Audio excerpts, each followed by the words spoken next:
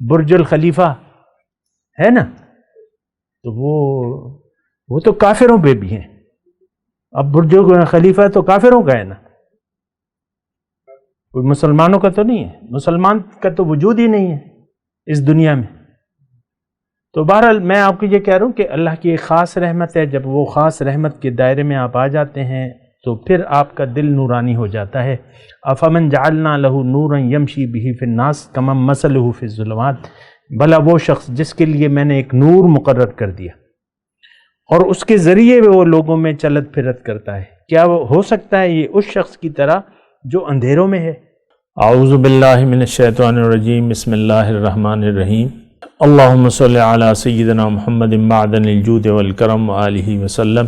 سامعین و ناظرین اکرام، السلام علیکم ورحمۃ اللہ وبرکاتہ. آج کا ہمارا موضوع یہ ہے کہ خاص رحمت الہی کیا ہے. دیکھیں، ایک بات کو نوٹ کر لیں کہ اللہ تعالیٰ نے یہ کائنات ابس نہیں بنائی ہے، فضول، بے فائدہ، بے مقصد. اور یہ بھی بات ساتھ نوٹ کر لیں کہ اس کائنات کا جو نقطہ ہے وہ کون ہے؟ انسان ہے، میں ہوں اور آپ ہیں. خلاصہ کائنات انسان ہے، اشرف المخلوقات ہے نا. اللہ نے فرمایا وَلَقَدْ كَرَّمْنَا بَنِي آدم، میں نے بنی آدم کو فضیلت دی ہے اور بہت سی مخلوقات پر اسے میں نے فضیلت بخشی ہے. اچھا دیکھیں، لگتا یوں ہے کہ یہ ساری دنیا، یہ ساری کائنات اللہ تعالیٰ نے ہمارے لیے بنائی ہے. اگر ایک عمومی نظر سے آپ دیکھیں تو یوں لگتا ہے کہ یہ ساری کائنات ہماری خدمت کے لیے لگی ہوئی ہے.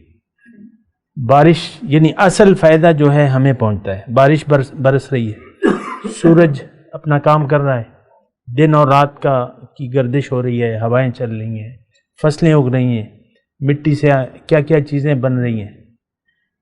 کون بنا رہا ہے؟ اللہ بنا رہا ہے. حکم الہی کس کا ہے؟ اللہ کا ہے. مٹی سے آم کوئی بنا سکتا ہے؟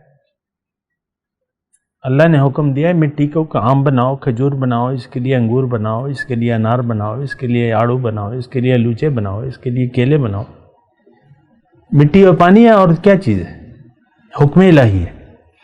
تو لگتا یوں ہے کہ ہم خلاصہ کائنات ہیں. اور دیکھیں، ہر چیز کا ایک مقصد ہے کائنات میں. یہ نہیں ہو سکتا کہ جس کے لیے یہ کائنات اللہ تعالیٰ نے پیدا کی ہو اسی کو بنا کسی مقصد کے بنایا ہو. یہ نہیں ہو سکتا. یقیناً اس کا مقصد ہے اور بہت عظیم الشان ہے. ایک تو یہ بات نوٹ کر لیں کہ دنیا منزل نہیں ہو سکتی، کیونکہ جتنی بھی آپ دنیا کما لیں، بنا لیں، آخر کار آپ نے مرنا ہے اور چلے جانا ہے. سب کچھ چھوڑ چھاڑ کے آپ چلے جائیں گے. تو ہمارے ہاتھ میں آپ دیکھ لیں، روزانہ مردوں کو دفناتے ہیں تو اس کی جیب میں کوئی 10 روپے رکھتا ہے؟ کوئی انتقال کے کاغذات، کوئی پلاٹ، کوئی جائیداد، کوئی گاڑیوں کی رجسٹریشن کوئی مردے کے ساتھ رکھتا ہے؟ کچھ بھی نہیں لے جا سکتا. بیٹا بھی نہیں لیٹتا، نہ بیٹی لیٹتی ہے باپ کے ساتھ قبر میں، نہ بیوی لیٹتی ہے، نہ بیوی کے ساتھ شوہر لیٹتا ہے، اکیلا جاتا ہے. مطلب سب کچھ آپ کے پاس جو بھی اس وقت جو بھی آپ حاصل کرنا چاہتے ہیں وہ سب کچھ آپ موت کے وقت آپ سے رہ جائے گا. اللہ دیو بخی، بس یہی ہے. فلاں مر گیا، اللہ دیو بخی، دا سفر دے ورتا آسان کی. آگو سفر، مطلب سفر تو ہم اپنے لیے نہ سفر کا ہم نے سوچا ہے، نہ ہماری کوئی منزل ہے. منزل اگر ہے بھی تو باطل ہے. منزل اگر ہے بھی تو باطل ہے. دنیا ہی مقصود ہے نا. یہ تو آپ نہیں کہہ سکتے کہ اللہ میری منزل ہے. یہ آج کا کوئی کوئی بھی نہیں کہہ سکتا. یہ مسلمان یہ دعویٰ نہیں کر سکتا کہ میری منزل اللہ ہے، میری زندگی اور موت اللہ کے لیے ہے. کہہ ہی نہیں سکتا، وہ کر ہی نہیں رہا ہے. وہ ساری یہ زندگی ظاہر کے لیے گزار دی. بچہ پیدا ہوتا ہے، بڑا ہوتا ہے، شادی، بچے، گھر، بس آخر میں سب کچھ کر کے چلا جاتا ہے. ایسا ہی ہو رہا ہے نا. ساری توجہ دنیا کی طرف ہے، مقصود بھی ظاہر اور مطلوب بھی ظاہر اور محبوب بھی ظاہر.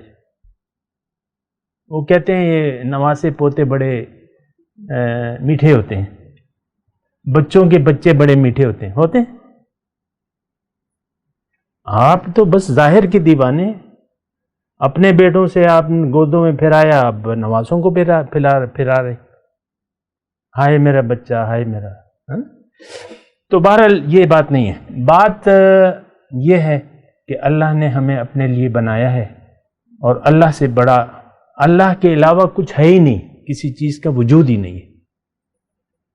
کوئی اور چیز ہوتی تو ہم اس میں چوائس کرتے نا، یہ اللہ ہے، یہ بھئی کس کو مقصود بناتے ہو، اور کو تو کوئی کسی چیز کا کوئی حقیقی وجود ہی نہیں ہے۔ تو اللہ تعالیٰ، اب دیکھیں آخرت میں تو نتیجہ نکلے گا اس دنیا کا، آخرت میں کیا ہے؟ وَفِي الْآخِرَةِ عَذَابٌ شَدِيدٌ وَمَغْفِرَةٌ مِّنَ اللَّهِ، آخرت میں یا تو شدید عذاب ہوگا یا بخشش ہوگی۔ ہم تو یہاں نہ بخشش کے کام کر رہے ہیں، نہ شدید عذاب سے بچنے کی کوشش کر رہے ہیں۔ آپ دیکھ لیں عام یہ رویہ ہے۔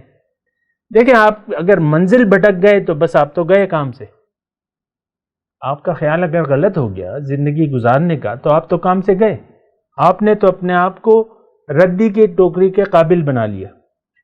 یہ پین ہے، لکھائی کر رہا ہے، جب تک کر رہا ہے اس کا جو مقصد پورا ہو رہا ہے، یہ اگر لکھنے سے انکار کر دے تو ردی کی ٹوکری رکھی ہوئی ہے، اس ردی کی ٹوکری میں جائے گا کہ نہیں؟ اس کا تو کوئی اور فائدہ نہیں ہے پین کا۔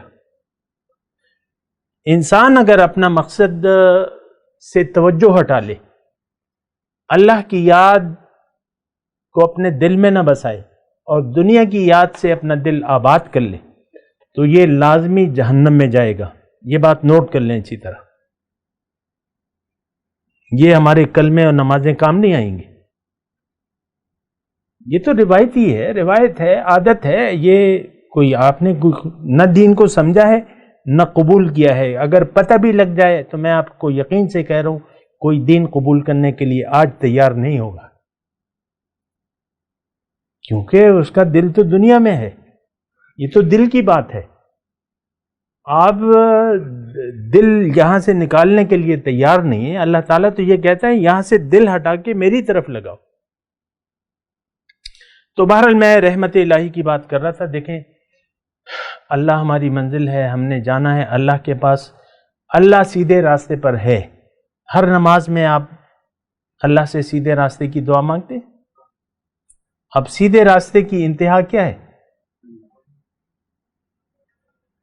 لیکن عمل، یعنی یہ تو ہمارے ذہن میں بھی نہیں ہے کہ میں اللہ سے اس کا راستہ مانگ رہا ہوں، یہ تو روایت ہے۔